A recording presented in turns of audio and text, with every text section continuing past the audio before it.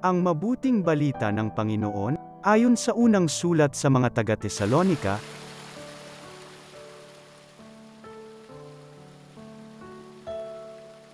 mga kapatid, nakita ninyo kung paano kami namuhay sa inyong piling ito'y ginawa namin para sa inyong kabutihan.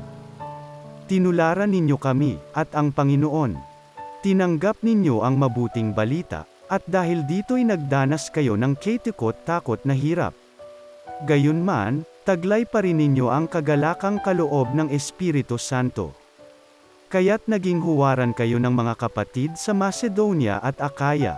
Sapagkat hindi lamang ang salita ng Panginoon ang lumaganap sa Macedonia at Akaya sa pamamagitan ninyo. Pati ang balita tungkol sa inyong pananampalataya ay kumalat sa lahat ng dako. Anupat hindi na kailangang magsalita pa kami tungkol dito. Sila na ang nagbabalita kung paano ninyo kami tinanggap. Sila rin ang nagsabing tinalikdan na ninyo ang pagsamba sa mga Diyos-Diyosan upang maglingkod sa tunay at buhay na Diyos, at maghintay sa kanyang anak na si Jesus. Siya ang muling binuhay na magbabalik mula sa langit at magliligtas sa atin sa darating na puot ng Diyos. Ang mabuting balita ng Panginoon.